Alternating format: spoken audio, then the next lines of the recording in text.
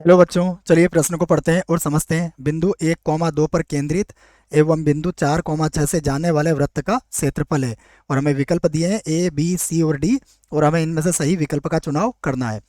प्रश्न को हल करने से पहले हम प्रश्न के लिए मुख्य अवधारणा लिख लेते हैं। तो इस प्रश्न के लिए मुख्य अवधारणा जिसकी सहायता से हम इस प्रश्न को हल करेंगे।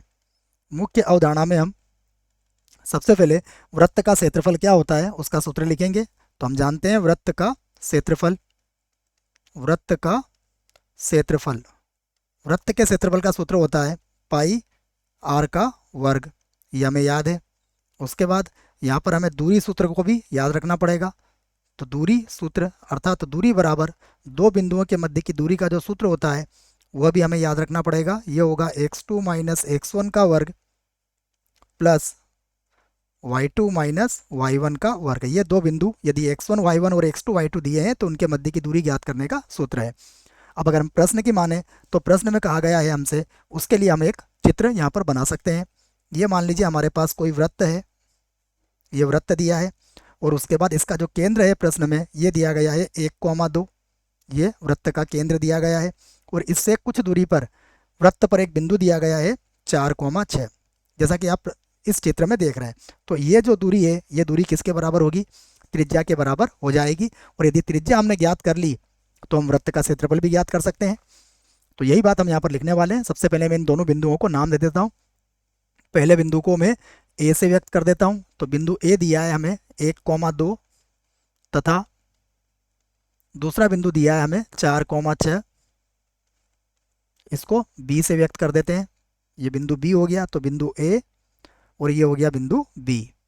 तो हम सबसे पहले इन दोनों के मध्य की दूरी निकालेंगे। तो हम इस बात को लिख सकते हैं कि वृत्त की त्रिज्या, वृत्त की त्रिज्या किसके बराबर होगी? ए से बी के मध्य की दूरी के बराबर होगी, अर्थात ए बी के बराबर होगी। वृत्त की त्रिज्या को हम आर से व्यक्त कर सकते हैं। तो इसको तो लिख दिया मैंने आर और वर्गमूल के अंदर आ जाएगा हमारे पास अब इन दोनों के मध्य की दूरी। तो ये होगा 4 माइनस 1 का वर्ग प्लस ये हो जाएगा 6 माइनस 2 का वर्ग। इसे हल कर लेते हैं। तो आर बराबर होगा यहाँ से, आर बराबर होगा वर्गमूल के अंदर। सबसे पहले देखिएगा 4 में से 1 गया तो 3, 3 का वर्ग कितना होगा? 9, तो यहाँ पर लिख देंगे 9। उसके बाद प्लस यहाँ देखिएगा 6 में से 2 गया तो बचा 4, 4 का वर्ग कितना होगा? 16, तो यहाँ पर लिख देंगे हम लोग 16। 16 और 9 25 होता है, 25 का वर्गमूल कितना हो जाएगा? 5 इकाई। ये हमारे पास कितनी आ गई है? त्रिज्या आ गई है।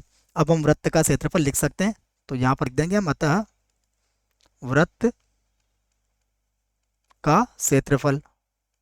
तो वृत्त का क्षेत्रफल कितना होता है? पाई आर का मान कितना है हमारे पास? 5 का वर्ग, तो ये हो जाएगा 25 पाई और यहाँ पर लिख देंगे हम वर्ग इकाई।